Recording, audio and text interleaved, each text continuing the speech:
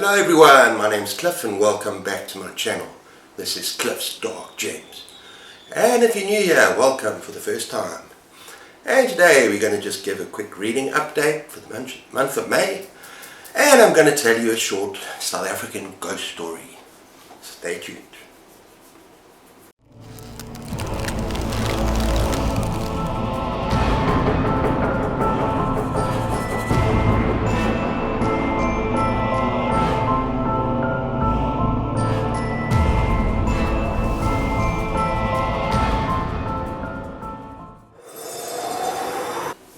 Okay everyone, so as most people know, I've been kind of doing two readathons or reading events this month.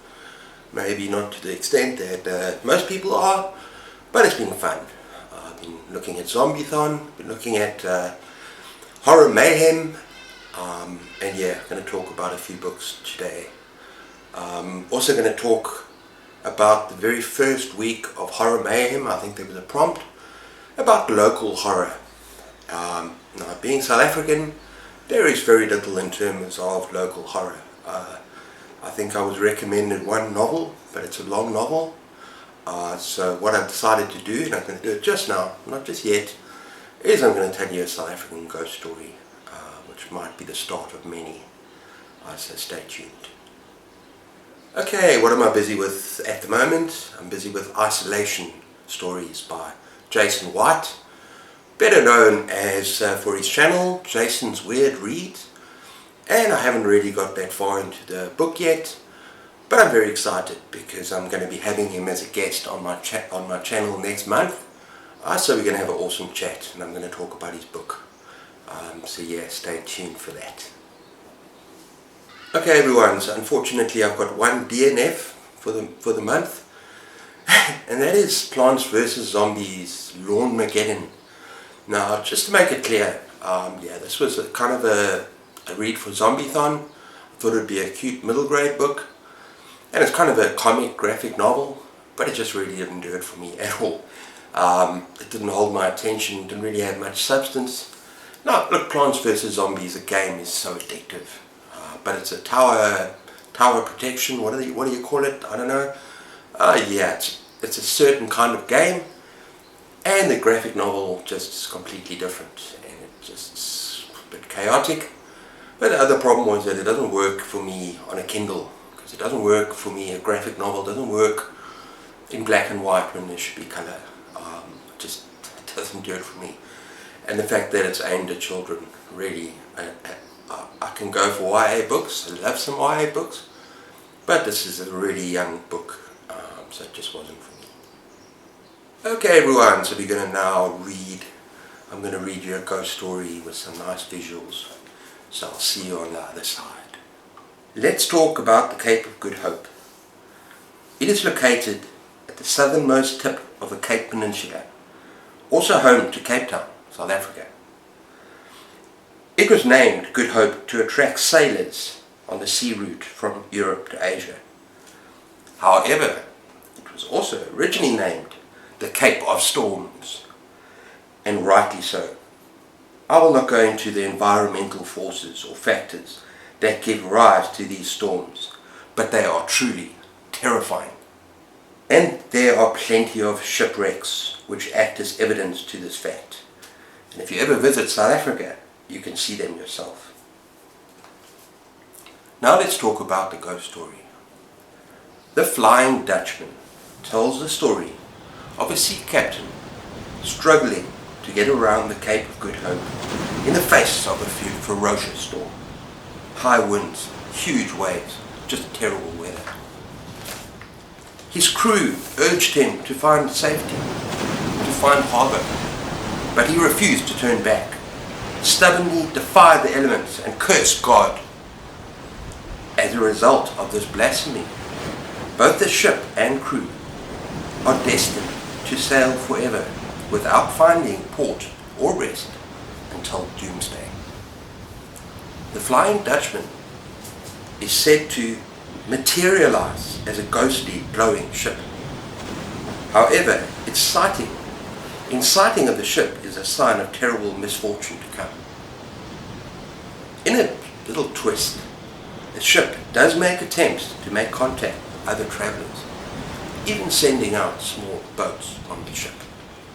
And if successful, this could end their torment, but also could result in a sign of the end of the world. The end.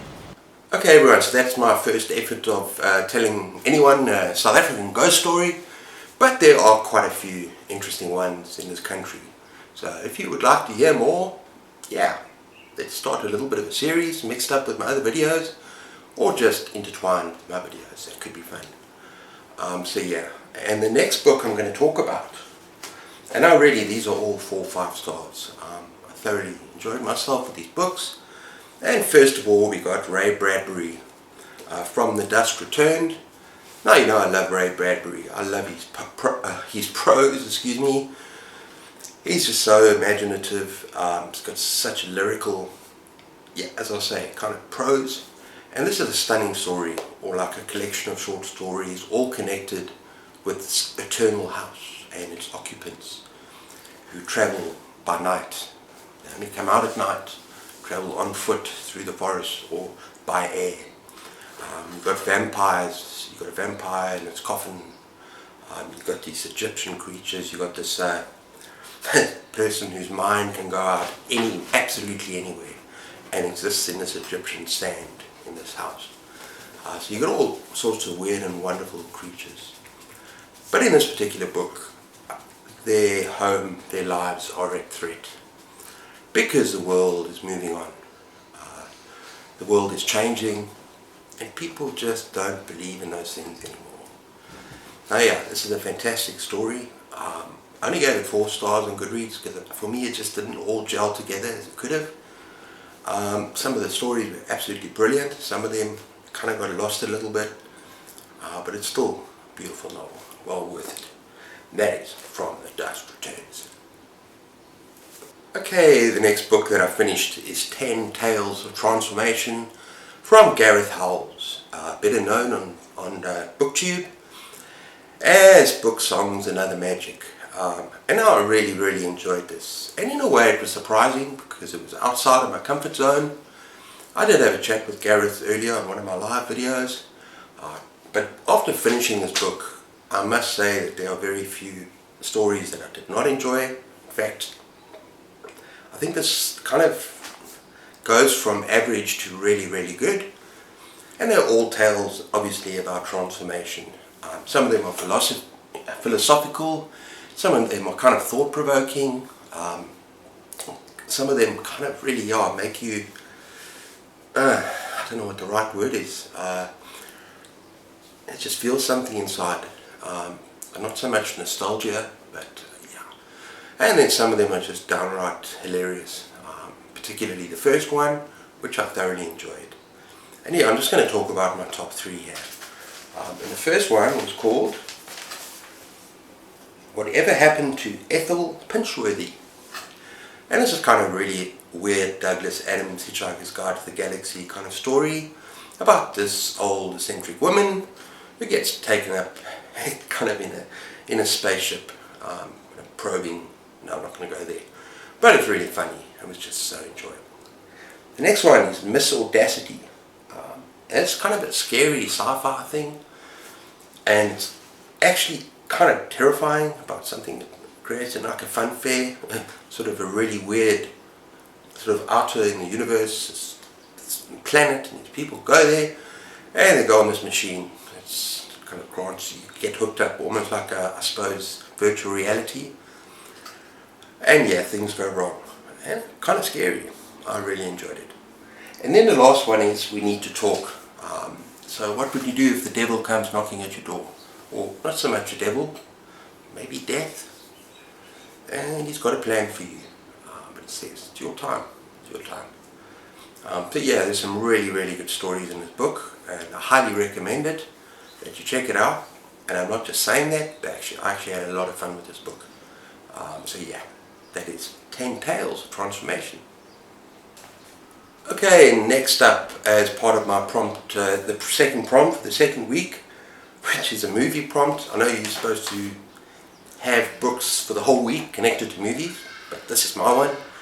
and it's 20th century showing, 20th century screening by Jeff Strand. Yeah, this is a hilarious dark comedy. It's kind of a mockumentary, and it's about this absolutely terrible slasher film called The Roofer. And when I say it's terrible, it's like the acting and the characters, and it's just hilarious to read. And it's written in a very interesting format, almost like a documentary or like a report, and it worked for me. So yeah, what happens in this book is that, in looking in the past now, when this movie was released at this old theatre, it's kind of dilapidated. Nobody else wants to screen movies there. You got some obsessed fan who decides he's going to copycat the killers from this movie called The Roofer. And then you fast forward 20 years. And of course, after what had happened before, the movie had a very bad reputation, as did the cinema, as did the theatre and the owner and everything. But for some reason they decide to kind of do a 20th anniversary shooting of the film. And you ask yourself, is that a good idea? A lot of people thought that was a really bad idea, a stupid idea. Surely something might go wrong. Surely there might be more people that want to copycat, do some fun. And yeah, it's hysterical, it's bloody, it's gory, and I had a good time with this, really enjoyed it. So that is 20th century screening by Jeff Strand. And finally, Bruises on a Butterfly by Chad Lutzke. And this is another 5-star, heart-wrenching, coming-of-age story by this author. And this one is particularly dark, in my opinion, and probably the darkest one that I've read from him so far. And it's about these 3 kids that build a fort, kind of in the middle of this cornfield. They've got permission from this farmer, and they build this fort to get away. And it really is a story about friendship and loyalty. And one of the 3 boys is horribly abused by his father. And I have to warn you, it gets quite visceral, or I don't know what the word is, but really, it gets really bad. And one day that this boy has just had enough now. He cannot stand, he thinks he's going to get killed one day. It's really bad abuse. So if you don't like that kind of thing, maybe don't read this book. But he basically runs away to this fort, because one day they have a sleepover. He doesn't tell the other boys they're having a sleepover, and he basically says to the boys, I can't go home, I can't go home. And he's basically written a note to his father, horrible man, saying F you, and taken some supplies and some money, and no one knows about this fort except for these boys. So yeah, they stay overnight. But then something happens at night, and I'm not going to tell you what it is, I'm not going to spoil anything else, that changes their lives forever. And this book is a kind of kick in the gut. And there's some body horror. As I said, it's about friendship, but it's about love, it's about loyalty.